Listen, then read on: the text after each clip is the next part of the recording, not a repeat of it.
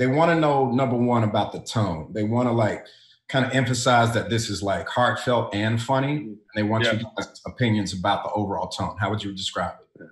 You know, for this movie, I felt like I wanted it to be real, first of all. Like that was the main priority. And I felt like if it was very credible and authentic with all these people in this world, it would still be funny. So it was meant to be, I guess, a drama with comedy. Usually it's a comedy with a drama. I flipped it. Let's go right to the firefighters represented in the film. Talk about their place in the film and how valued they are currently in this state of the world. One of the most powerful parts of making the movie was we got to spend a lot of time with firefighters. And I was talking to one day and I said, is it like annoying when you have to go out on a call and it turns out to be nothing, or it's just somebody, twisted their ankle? And the guy said, you know what? The truth is, it sounds corny, but we just love helping people. And he was so sincere that it was really moving. And that's what we wanted to make the movie about. People who dedicate their entire lives just to helping people. And there's nothing more important than that. I think we see with everything that's going on that not just firefighters, but all sorts of different people are putting themselves at risk to keep the world moving, to help people in all sorts of ways. It's not just nurses and people who work in grocery stores and people who deliver things and police officers. It's really anybody who's dealing with the public right now is taking a risk to help others. And we all need to take the time to appreciate that. Let's go right into the word of mouth. I mean, honestly, I've heard buzz and I'm like, how did you hear about it? Like people are already talking about this movie, man. They're ready for it. Talk about the word of mouth or the early good review buzz that you've heard. I hear people, someone told me there's word of mouth. I haven't heard that yet. No one's word of mouthed me, but others are telling me they've heard word of mouth and that it's positive. So that's very exciting. The funny part about it is a lot of people have said to me, the trailer made me cry, which is a salute to the marketing people. And then I'm like, man, I hope the movie's as good as that trailer. They certainly nailed their side of things. Since we're still, even though things are starting to open up, we're still kind of shut in and sheltered in, like, the types of movies that people are watching as they're at home, a lot, and why this movie in particular is like a really good movie to watch at home. Yeah. One of the reasons why we were excited to have it come out now on video on demand is it is a movie about first responders. In the movie, Pete's mom is a nurse and his father was a firefighter. And the movie really is about heroes and it's a tribute to their sacrifice. And it felt like at this moment, the movie could, make you laugh, but also help you process a lot of the trauma we're all experiencing right now. Why people should buy King of Staten Island on Blu-ray and digital.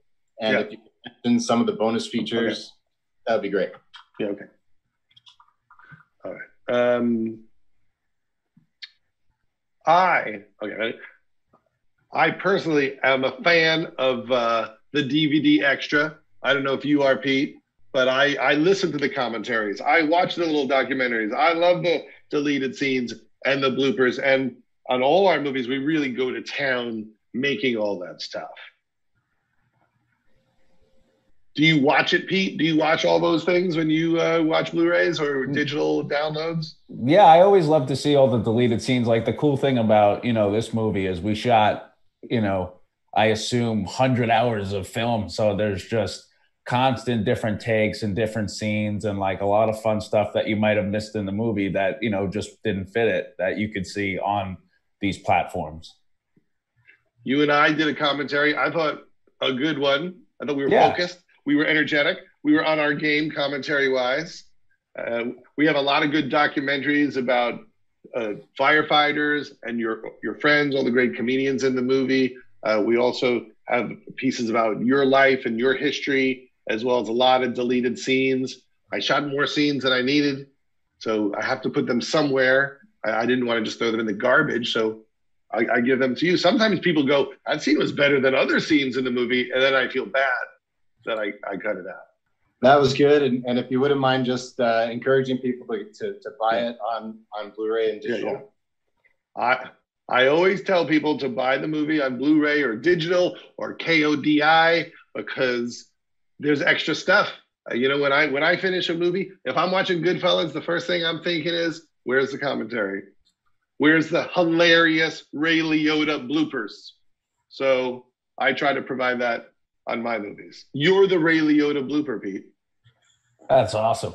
That's the nicest thing anybody's ever said to me. Okay, great. All right, so the next topic is about the shooting locations, you know, what we covered. So, Pete, if you want to touch on the following, they want to talk about the Staten Island Ferry, St. George Park, and honestly, your favorites in particular. When we started working on the movie, the first thing we did is a location scout in winter, and Pete came with us, and we just drove around in vans with our production designer, Kevin Thompson, and Pete showed us all the spots that he thought would let people know what Staten Island was really like. We went to Danino's to get pizza, and we went to St. George Park, and we found a weird basketball court that had been overgrown by weeds. And I think that's what makes the movie feel so authentic is, we didn't go to Jersey to shoot it. We stayed on Staten Island. We got Lake Avenue next. We shot a lot of the movie on Lake Avenue where we were shooting in a family home. And it was really great being there every day because everyone in the neighborhood would come by to say hi to us. And we were all just hanging out on the street in between takes, and people were walking up to Pete, and Pete would take pictures of them with his shirt off. I want to go to the firehouse now. Engine 163, ladder 83. I love shooting in the firehouse.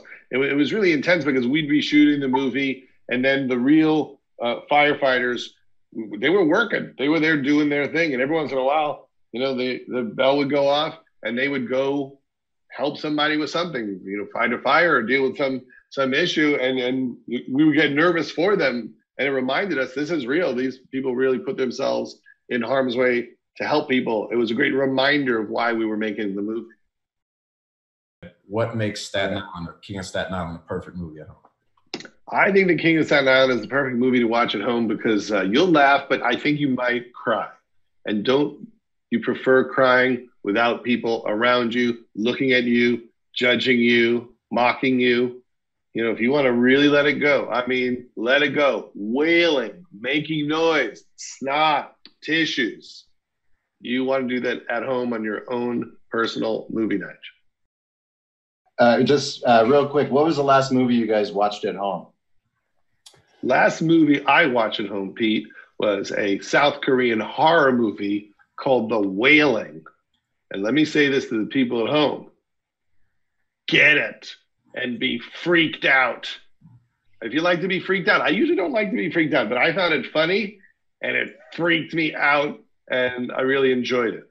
My daughter Maud, who's in the movie, she loves South Korean horror movies and I never knew what she was talking about. And now I get it. What are 3 things you must have with you on movie night?